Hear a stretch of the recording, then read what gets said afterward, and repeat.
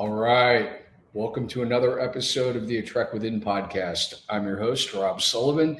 And today, my guest is Tom Dardick. And Tom is a really interesting guy. I was actually on his podcast not too long ago, and it struck me that he's somebody that I wanted to introduce people to as well, because he does a lot of work with teams, with companies, and he has a really interesting model that he created called the Eye of Power that brings a lot of what he's going to talk about today together.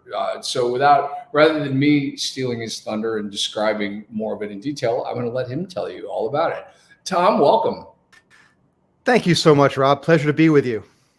Yeah, absolutely. So let's start with, how did you walk us through your journey and how you got to what you're doing today? I know that's a very long, potential answer, but any highlights you want to share are most appreciated. Sure. I'll keep to the things that are perhaps pertinent to what we'll mainly talk about. I've been a student of the human condition as long as I can remember. I mean, I was one of those crazy kids that read Greek and Roman and Norse mythology. Some of the earliest things I read were those things. And I couldn't have told you at the time why I was attracted to those things, but I think it's because I've always been interested in, what is the dilemma of being, what does it mean to be human? What does it mean to want things and to think some things are better than other things? And how can we have the best path through this world? And I went through all the various explorations of the life that I was gifted. And I kept coming back to that. So for the past more than 20 years now, it's been my full-time really focused on people strategy and the people dimension, interpersonal communication, and the things that sort of fill our sails and the things that sort of keep us stuck. And in that work, I've done a number of different projects, of course. And one project I did was actually as a ghostwriter for somebody who was also in leadership. And I noticed her personal story was very dramatic, had lots of highs and low lows. And I noticed some patterns in it. And then I noticed that these patterns were actually fairly universal. And that's what led to the beginning of the kernel of idea that eventually over a few years' time became the Eye of Power. Interesting. So you had mentioned people getting stuck.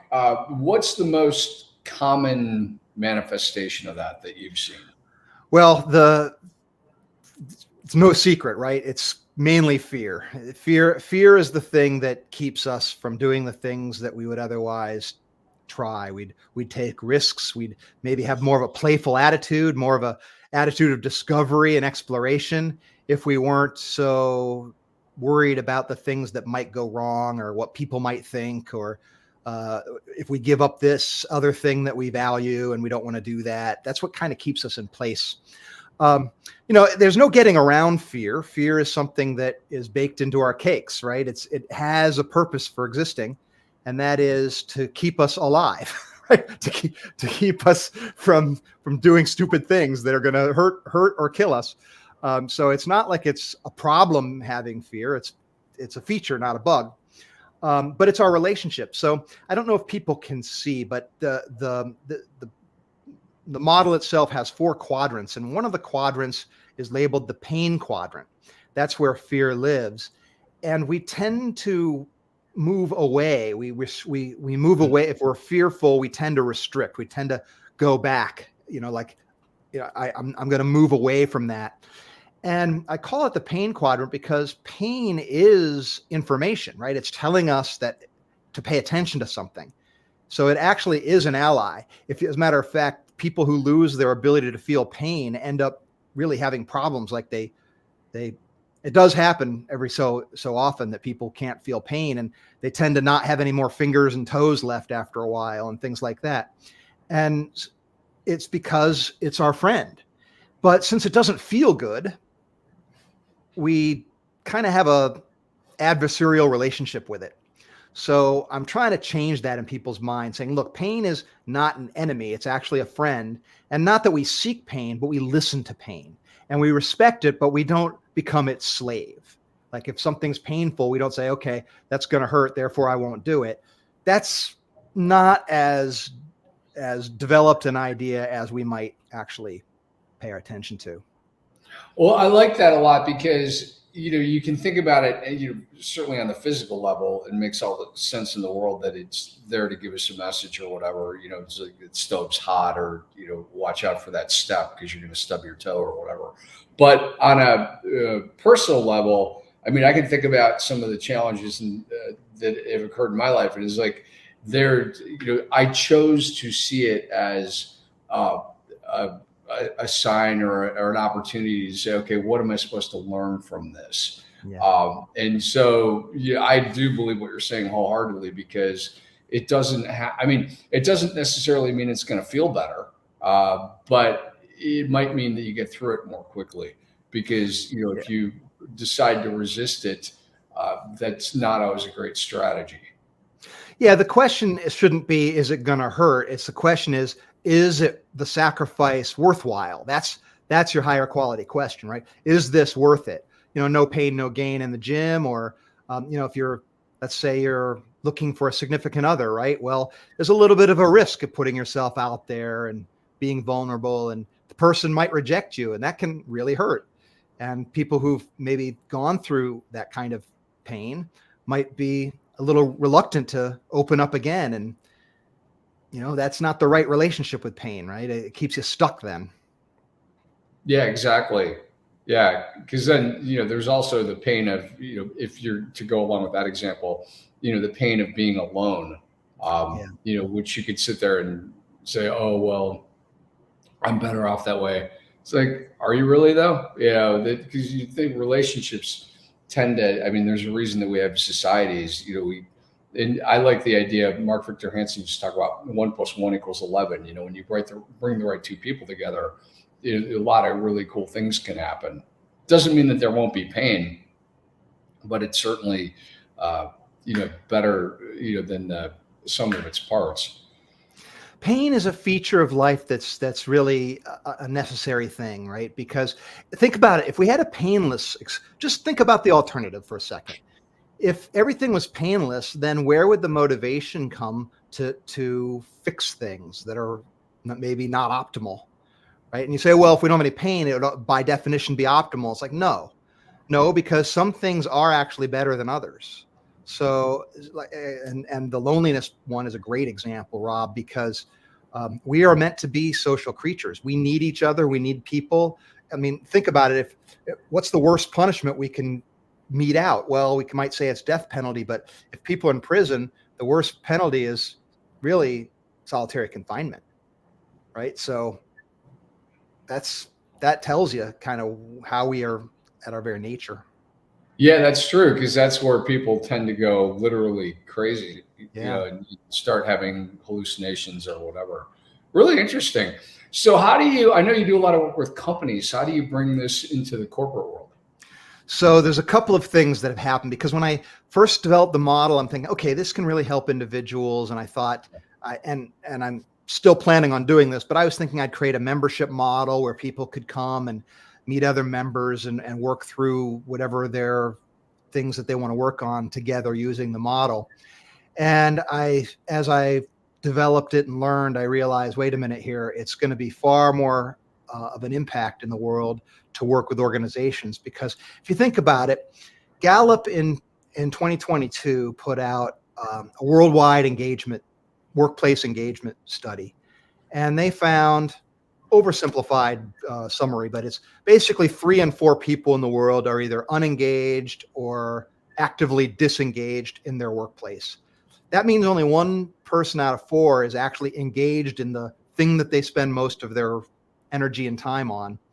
And in the United States, it's a little bit better. It's 1 in 3 are engaged, and two out of the 3 aren't. So a little bit better, but still, I think we can do better than that. And there's, of course, lots of reasons for this.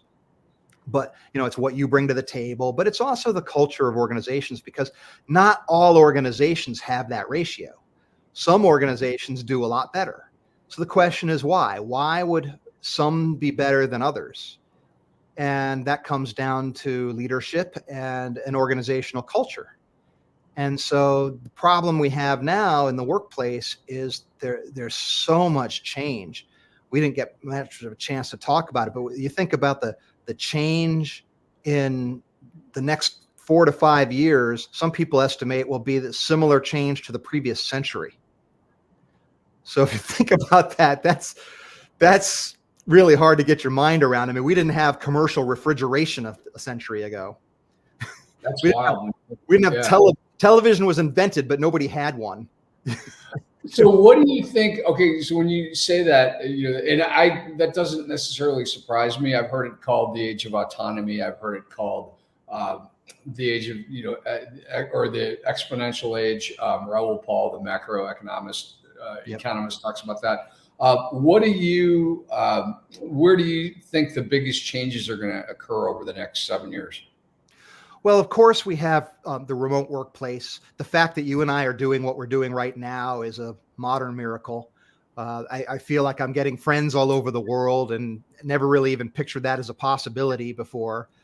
That's a fantastic thing. I don't want to make it seem like there aren't great things, but remote workplace, hybrid workplace, course automation and AI, 5 generations working side by side in the workplace is relatively new thing. So you have these very disruptive forces coming together that are making it difficult for leaders to knit together a workforce around a shared mission in a way that everybody feels seen, included, heard, and part of something bigger than themselves.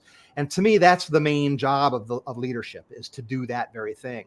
So I think leaders have a tougher job. They have more powerful tools to do a tougher job as time goes on. And so I think that's one of the biggest dynamics that we have to face right now. Interesting. Well, because I think, added to that, one of the things that I've watched more or less in horror is our ability to have conversations. That we've got a lot of people who, and this is all generations. I'm not picking on, younger folks or anything like that. People who hide behind text, hide behind email, they pretend they're being honest, but they're not communicating in a productive, respectful way. And it's not necessarily what they're saying. It's just the fact that they're choosing a vehicle that is not real time. It takes out all the emotional component of it. And then you're left with literally just the words, which are a pretty objectively horrible way to communicate, because words can be misinterpreted. There's a zillion examples of it. I'm curious what's your thought around some of that? Well, what you're pointing to, Rob, is dead in the center of the bullseye in terms of one of the big problems, because what do people really need and want from each other? Well, one of the deepest things is they want to be seen for who they are. They want to be felt like they matter, that what they do counts, that they feel like they're positively impacting the people around them in the way that they uniquely can. That, to me, is the thing that's the stuff that builds fulfillment, deep satisfaction over a period of time. When we distill things down to just the words, the transactional sort of message, like, did you do this, or can you give me that? And I say yes. I might think good job, or I might put happy face emoji. And that does a little bit of it, but it's not the same thing as your smile, your hand on the shoulder that says, Tom, I really thought you did great there. Or, you know what? You could do better. I know you could do better than this. This is not your best work. It doesn't have to be Pollyanna positivity, but what needs to be is emotionally real and present for the person, because that's what relationships are built out of. So if the world that we're creating in the way that you just described, Rob, is almost like that solitary confinement kind of thing, where we're not really technically alone, but we feel like we are. Well, yeah, exactly. Because the way, how do I put this? On the positive side, like you said, if there's a happy element or whatever, you could technically use an emoji or what, I suppose. But the bigger risk, as I see it, is on the negative side, which is where people are most likely to use it, because in their mind, it's easier to deliver a negative message in an environment where they're not seeing or hearing the other person, and they're pretending they're being honest. And that's exactly the wrong time and place, to do that, because the way I look at it, I've given it a lot of thought over the years. And the way I view it is that you and I are having a conversation right now. If you were to look at me and say, Rob, I think you were the biggest jerk I've ever met in my life, at least, even whether it's virtual or in person or whatever, it doesn't really matter. Even it could be, via telephone. But there is still the immediate feedback of, if that upsets me and I have a reaction, I have the emotional satisfaction of knowing that that I'm upset. If you do that via email, you do it via text, you do it via smoke signal, I don't care what impersonal vehicle you choose, there is no feedback mechanism. And what happens, as I see it, is that you're creating this vacuum where things tend to explode. And so if I was going to be, let's say I was going to be 7 out of 10 on an upset scale by you calling me a jerk, that's going to be more like a 12, maybe even a 14 if you do that via text. And there is no immediate feedback, because there's nowhere for my energetic emotion to go. I'm in a vacuum, I'm in solitary confinement, and I'm going to explode. Yeah. Reminded me of a study that came out 15, 20 years ago on email by a professor at Lehigh University.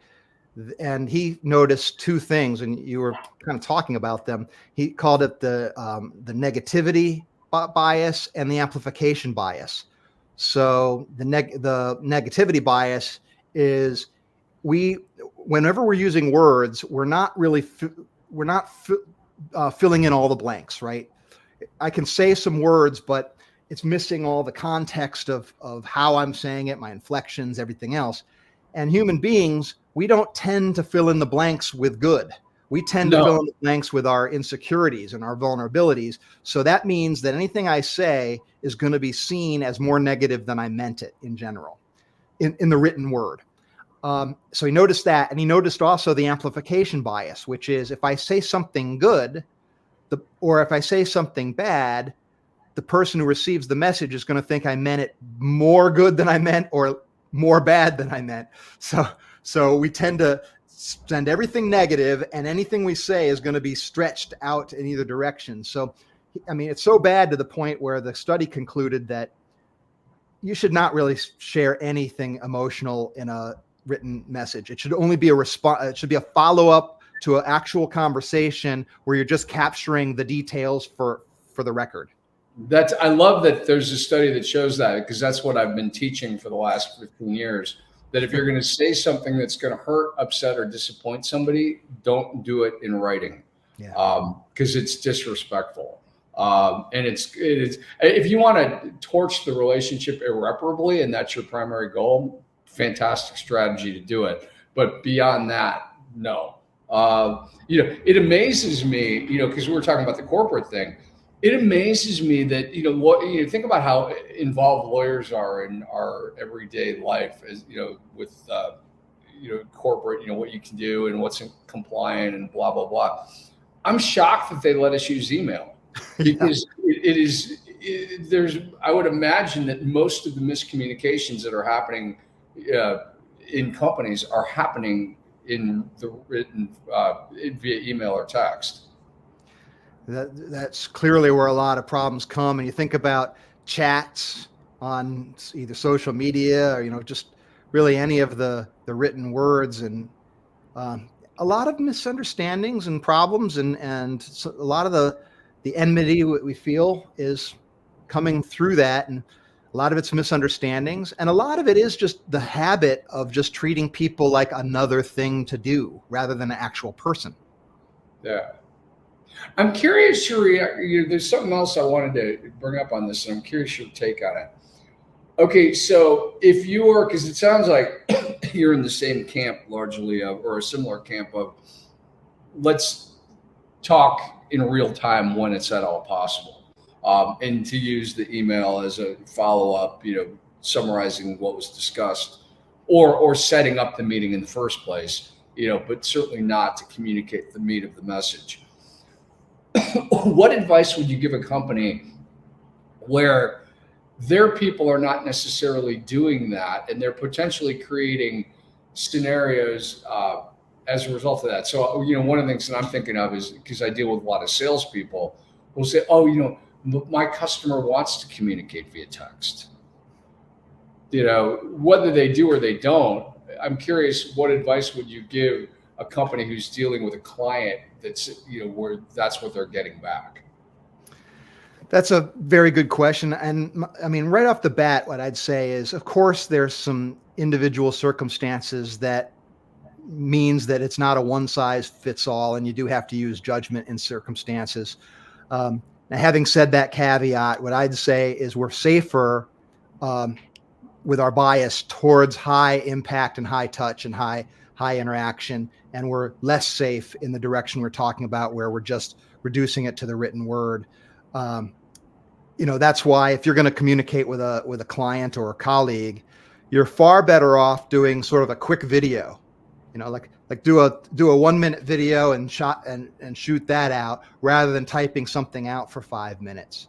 Way better off doing that, because at least there you're going to capture your inflections. They're going to see whether you're smiling or not. It's 1,000 little different things that go along with that alleviate some of the problems, and at least gives we do not operate by intellect alone. We tend to think somehow that we're these rational creatures and we make every decision we make logically and rationality. It's just not true.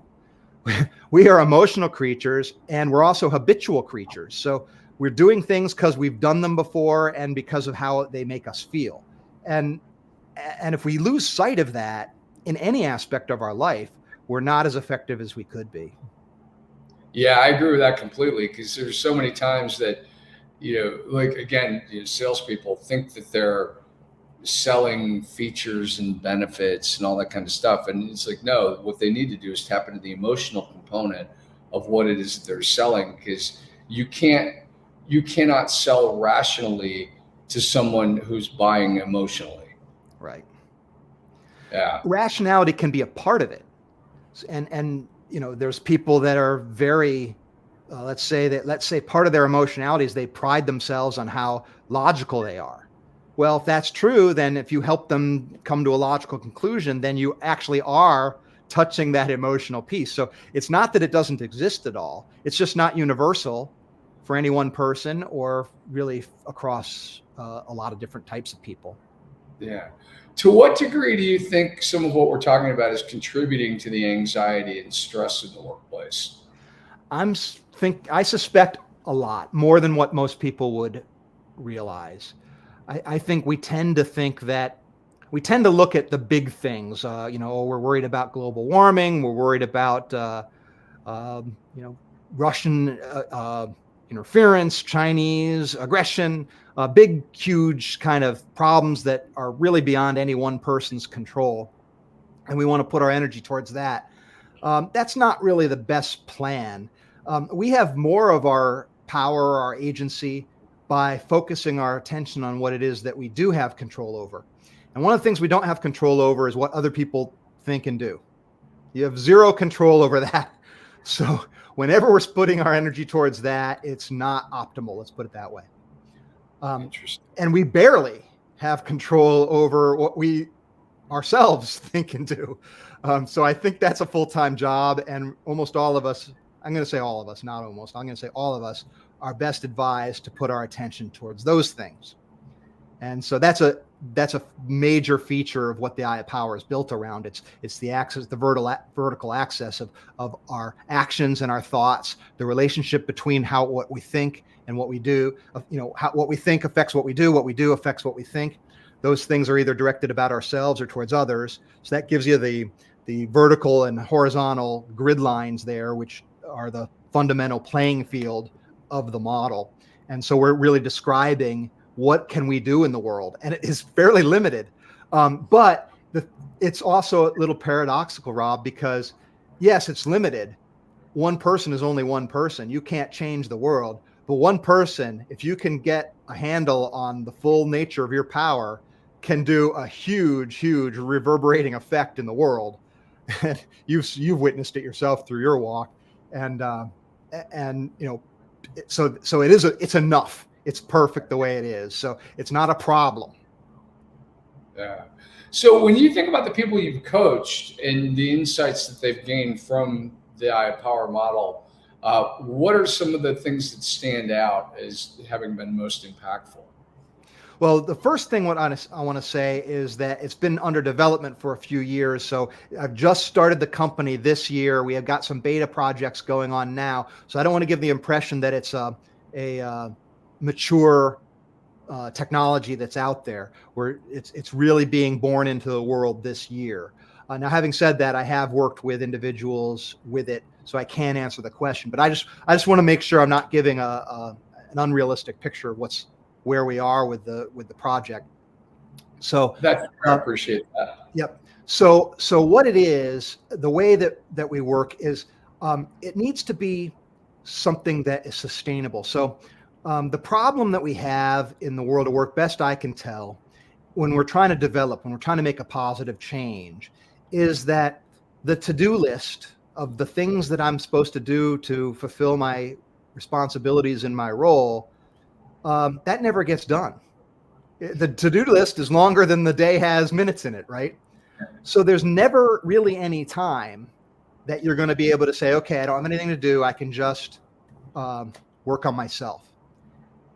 And that's just not how it works in the modern world. Another thing is there's always people wanting things, right? There's always there's always demands, and different people have different perspectives of what matters more than what. So it's sometimes hard for us to prioritize what the most important things that day should be. And most of us would do a lot better by focusing on making the main thing, and actually just trying to do a few things super, super well, rather than trying to do everything half-assed. So I am answering that because what the model does is it's a systematic look at what's going on within. So it functions as a flashlight, and it functions as a map, and it functions as a compass as to what's going on internally for a person. So, and I know this is a long answer, but I don't know a shortcut to get it. So for instance, one of the problems that people have, I'd say the major problem, is that they don't have full control. They don't have full control over themselves. So I'll ask people, have you ever made a New Year's resolution and then not kept it? And of course, most people can say, of course, I've done that. And the question is why? Why can't you decide to do something and then just do it?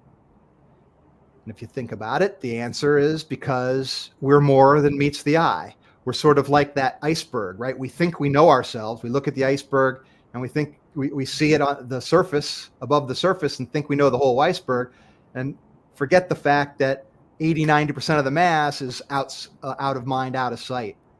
And so that's sort of true as we look at ourselves, and we forget the 13-year-old version of ourselves in there, the 2-year-old version of ourselves are in there, the part of ourselves that feels this way about one thing and a different way about another thing, are all vying for attention and love. And when we make a intellectual decision about something, if we forget all that other stuff, we're going to find that it doesn't work out so well. So the way that we use the model is a systematic trip around the world of our internal factors that allow us to at least see and understand the parts of ourselves that might sort of resist that direction.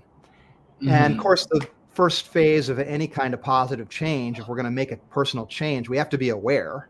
If we're not aware, we're sort of stuck. We can't change that, to which we're not aware. So that's the first thing. But there's more to it than that, unfortunately. The problem is there's two major problems that people have. When I say people, I mean everybody. And that is that we all have blind spots. We don't know what we don't know. So that's because we are beings of limited perceptive power. And I don't care if you're super smart like Rob, or you've lived a long time like I have, there's still whatever you think there's so much more to go compared to what there is to know. So we're always works in progress. So that's one problem. The other problem is what we said earlier, where we don't make our decisions intellectually.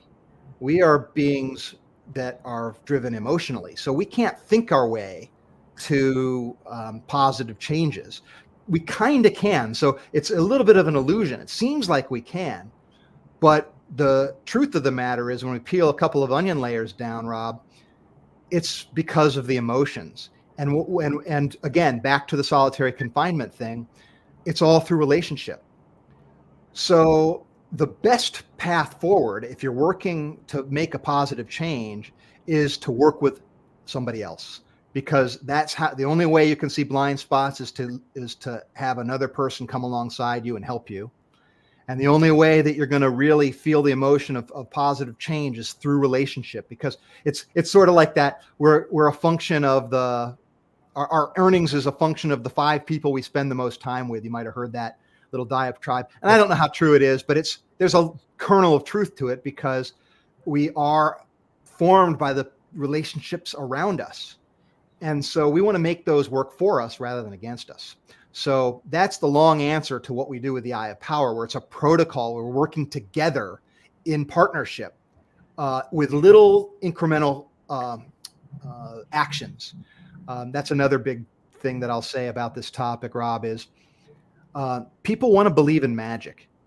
Let's just say if you're listening to us right now and you're just hearing about the Eye of Power, that this is my big baby, my big project that I absolutely love, and I think it has tons of value. But if you're looking at it saying, oh my gosh, this is going to cure my problems, and I'm going to be able to have the life of my dreams in 2 weeks. It's like, it doesn't work that way. What it is, it's a protocol that allows us to take incremental actions over time that compound.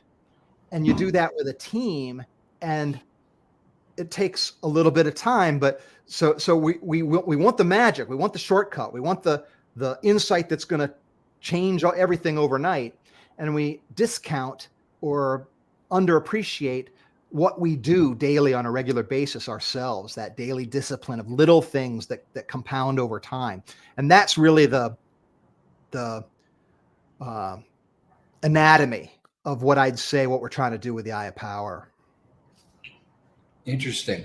I like that, because it makes a lot of sense that it is going to be compounding over time if you're making a commitment to do it. It's not something, you don't change a habit in a day. And that's a lot of what we're talking about here too. I would imagine our habits, or bad, I don't want to say bad, but certainly ineffective. Well, yeah, to me, I always say habits are wonderful servants and tyrannical masters. So we're far better off being choosy about our habits and discerning, and being intolerant of habits that don't serve us. That's true, because you can have a lot of habits that serve you. Yeah, going to the gym for whatever, if that's, for people like me, where that's something we do 5, 6, 7 days a week. It's a habit, but it feels good, and I feel like a slug when I don't go. But it's because I've made it part of who I am. I always say I hate going to the gym, but I like coming back from the gym. So I'm going to come back from the gym. Yeah. I love it. Yeah.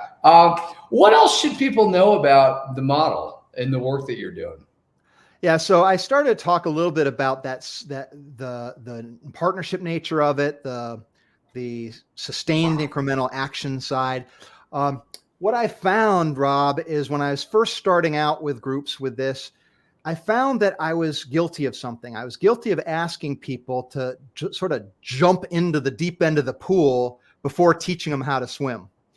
And what I mean by that is, if we're going to... So you killed a few people along the way is what you're saying. What's that now? You killed a few people along the way is what you're saying. Well, hopefully not as bad as that, but intimidated, slowed down, made it seem like it's something that, gosh, I'm not sure I can do that. And I wasn't quite getting it. I didn't quite understand that because I've been in this world. I've been in the professional development world for a long time, and I've had, vulnerable conversations with high level people and it seems relatively routine. And when you get to be at a organization wide or enterprise wide sort of level, you've got people that have never even looked in the mirror. They've never even thought about having a brave conversation where they might admit something about themselves to somebody they work with. And so we teamed up with a company that has a product called Reteam. And Reteam, it does a lot what we were talking about earlier, where it's a app-driven thing where teams can function better together. We can have that sort of quick video. I always ask people, have you ever been in a meeting where 20% of the people took up 80% of the bandwidth? Oh, yeah. And people say, what meeting doesn't work like that, right? Right? But if you think about it, what does that mean? That means that 80% of the people feel underheard, underrepresented, right? And we wonder about the engagement problem, right? So what do we do about this? Well, Reteam product allows us to be more democratic about it. First of all, there's too many meetings, number one, especially if they're going to work with dynamics that aren't actually helping the team function better together.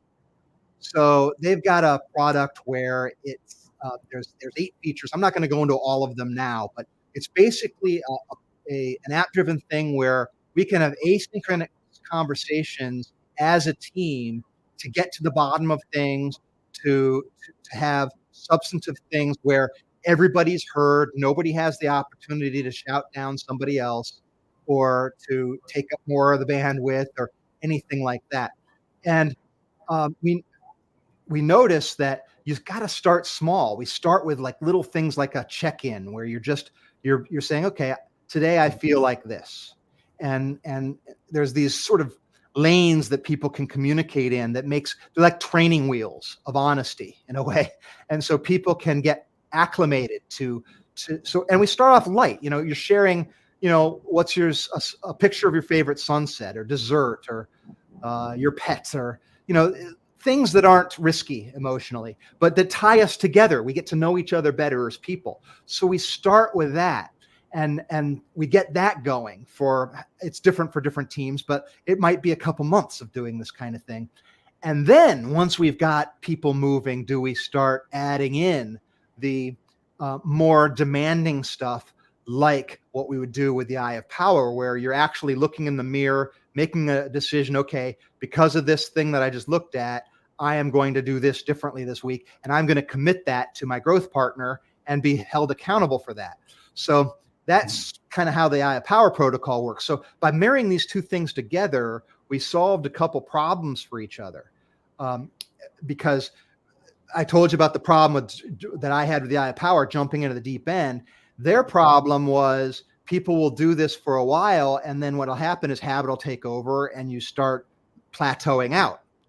And so with the Eye of Power protocol, we can start adding things in to get off the plateaus and make the whole thing more evergreen.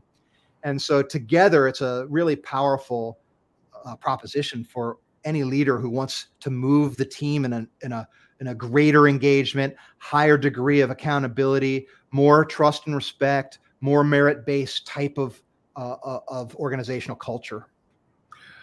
To what degree does it allow for what I would call the consolidation phase in between growth spurts? Can you elaborate? I want to make sure I answer. Yeah. So you were talking about, the growth and the, pushing people to new heights. Basically, I'm not using your exact words, but that was sort of the impression I was getting, that people were, through accountability, continuing to develop and move forward.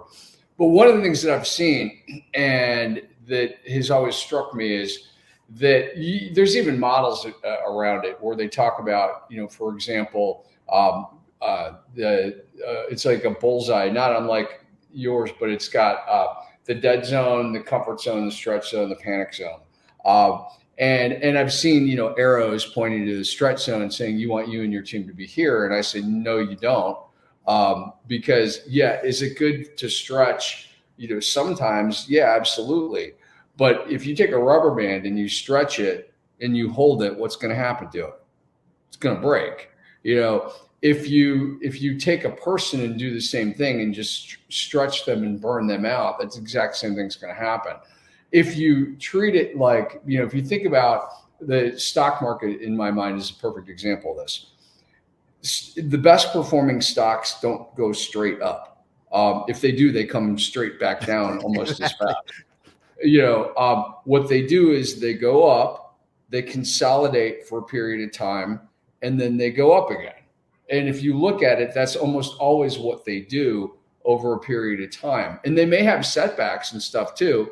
It happens. If you look at Amazon stock, from 2000 until now, there were, the basic trend is up, but there were quite a few setbacks if you look at it, and there were quite a few consolidation phases. My belief is that people are like that too, and you have to allow for that, because if you're just pushing them, they will burn out and they will get frustrated. That's a brilliant observation, Rob. Very impressed. And that is I think that's one of the major problems in the state of the art in terms of if we're trying to develop a workforce. There is really no one size fits all. And so that's one of the things I really am excited about with the Eye of Power, because in the Eye of Power, it's not a protocol that says you're doing this. It's a series of looks through the lens where the person is the one that decides what is the priority. And we're not saying it has to be a workplace priority, a personal priority. They're the ones that get to be the arbiter of what the priority is for them and how fast they want to go. Nobody's saying you have to, jump from sea level all the way up to the top of Mount Everest in a month, right? We're talking about trying to get to base camp 1 systematically here. And what that looks like is going to be different for different people. And where they're going is going to be different for different people. So to have a one size and this is kind of the problem when we're trying to,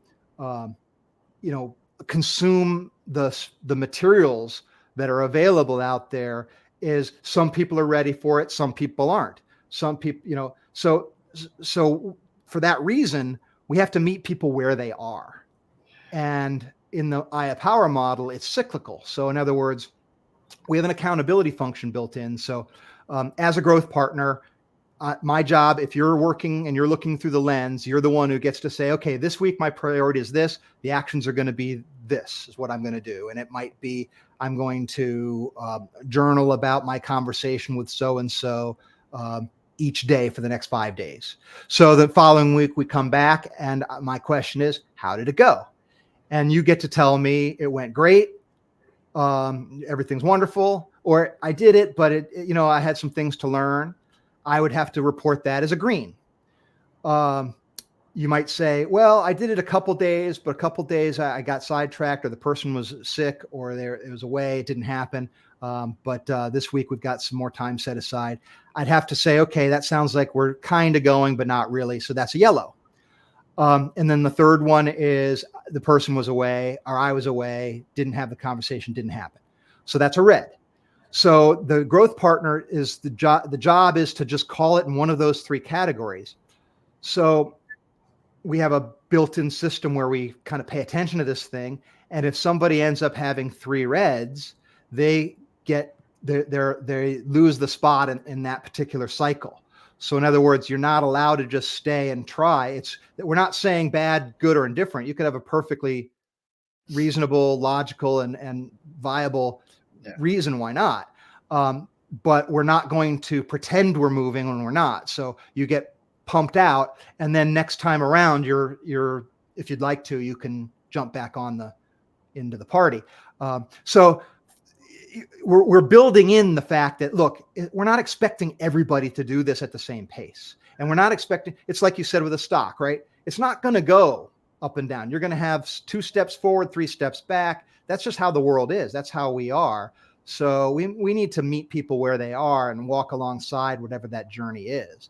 And the beautiful part of it is we're there for you. You're the one who you can control you. No one else can do that. And you can't control anybody else. So that's what we're focusing on. I love that, because then, like, if you're setting your own pace, then the caveat is having somebody else making sure perhaps that we're not pushing ourselves too far or expecting too much. Like when I'm coaching people and, let's say they're prospecting and they're out, looking out for new clients, and say, okay, how many people are you going to commit to calling a week? It'll be like 100. I'm like, don't do that, because you're setting a goal that's going to be too easy to miss. And then what are you going to do? You're going to beat yourself up every time you don't do it.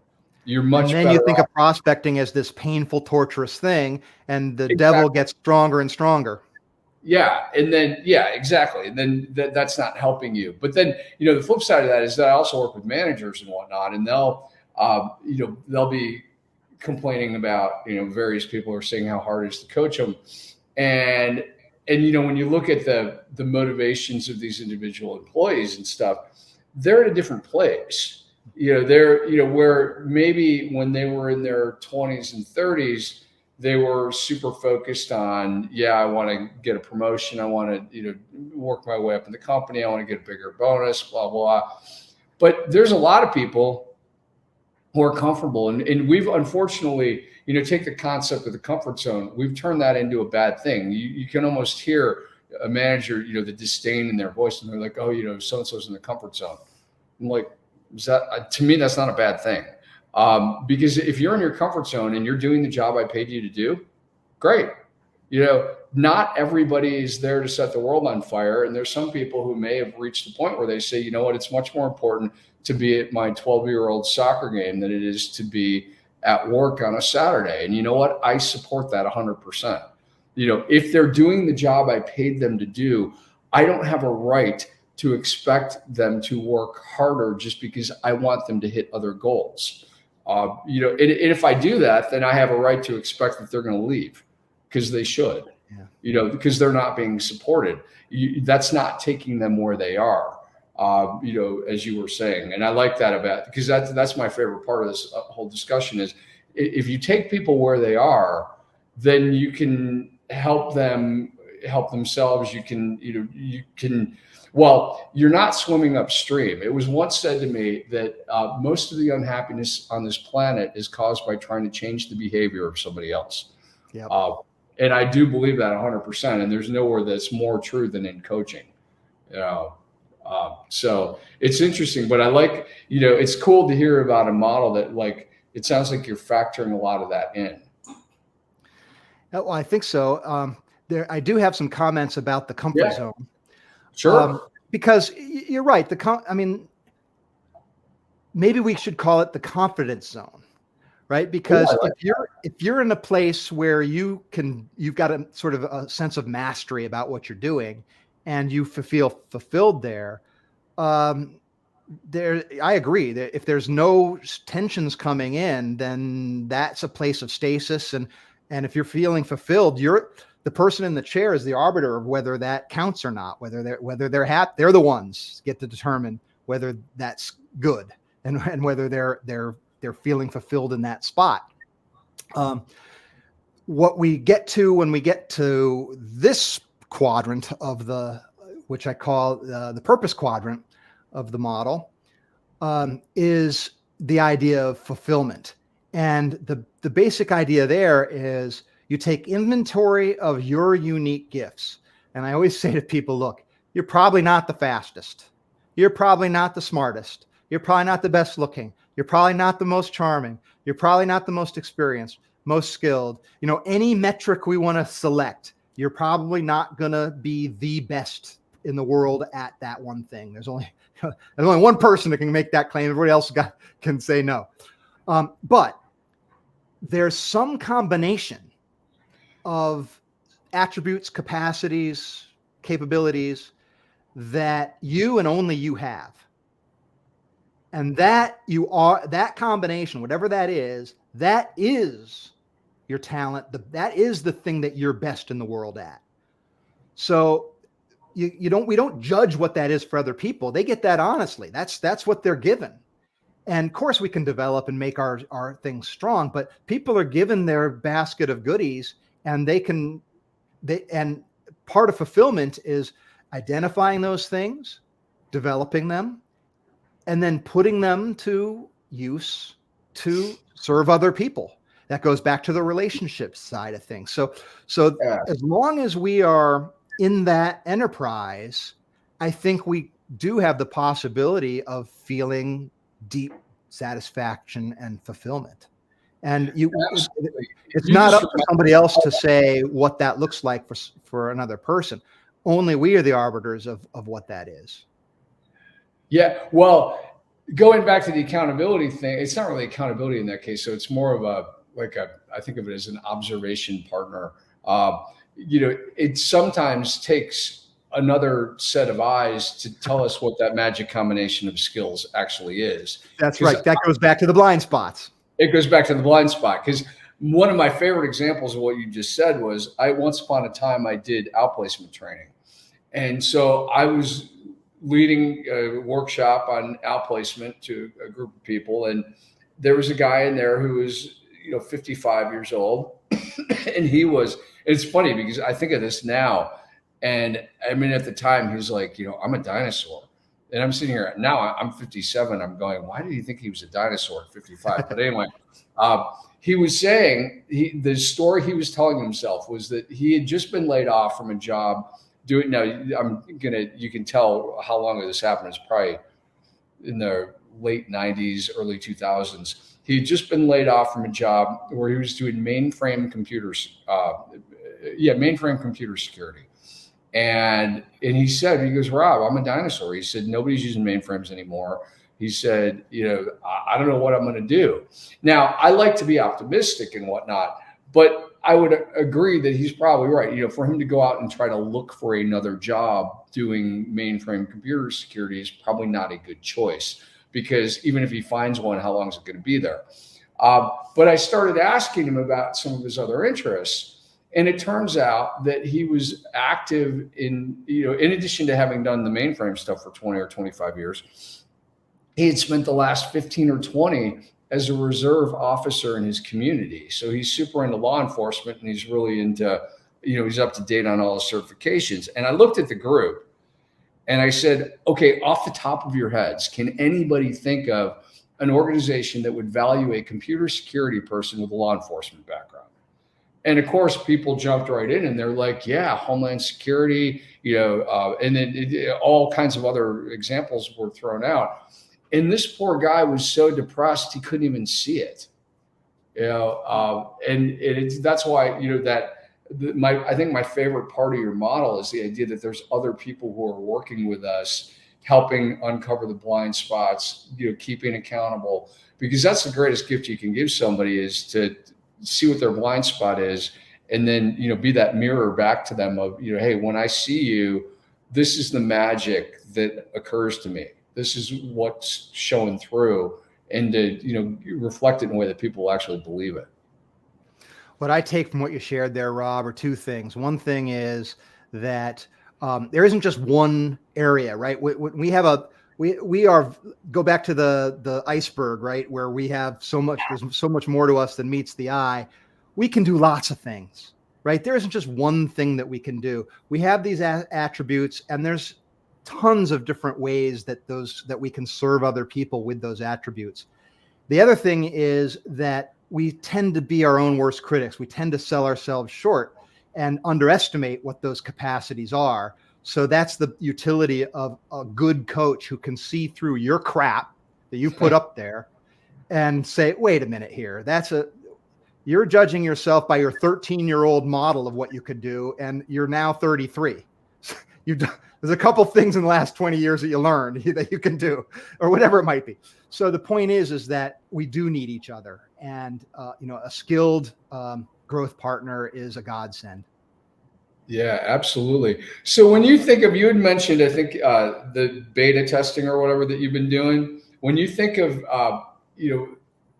where you see things moving forward, what would be your ideal corporate partner at this point in terms of the work you're doing? Well, we've got a few different types, so we're trying to answer that question, and that'll probably take a year or two to figure the real answer to that out. We're working institutionally with public teachers, That actually is going to start the end of this month.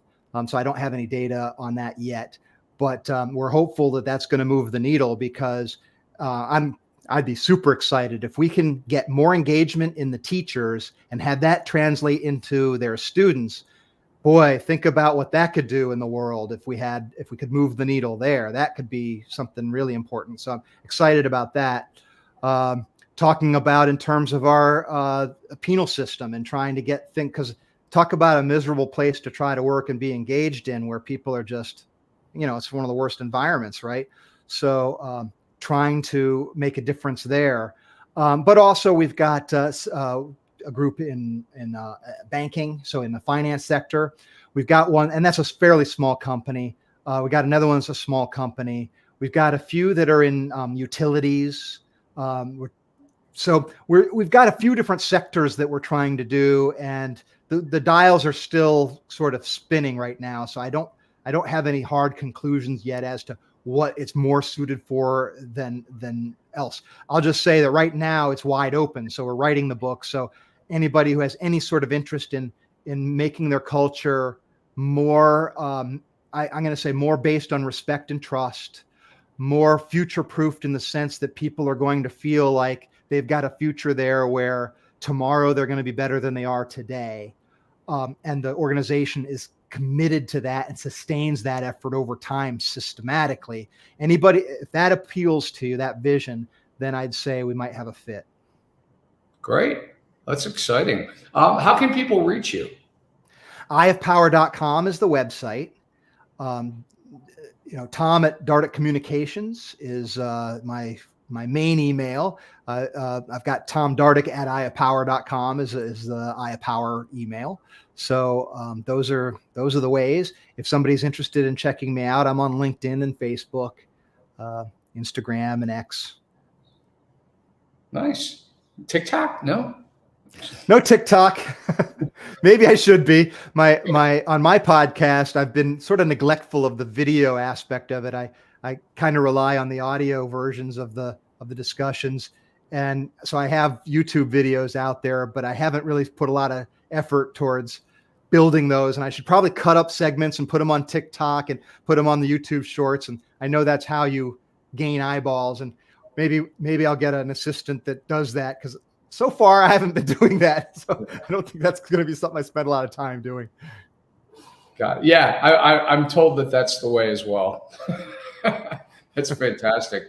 Great. Well, any parting words you would like to leave our guests with?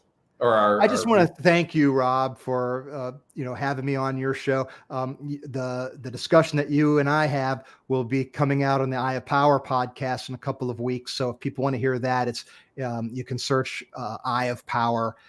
It's on all the major platforms, and we had a great conversation, and you were able to share a lot of your excellent wisdom and experience, and I very much appreciate it. I love conversations like this. And I just think that, if you're out there and you're feeling like you're not fulfilled, if you feel like maybe you feel isolated, underappreciated, perhaps a little lonely, you don't have to tolerate it. It doesn't have to be that way. You can take action to change those circumstances. And, people like Rob and myself, there's lots of us out there that are absolutely willing to and wanting to help move you off of that sandbar and get you sailing again. I love it. That's beautiful. Thank you. I couldn't have said any better.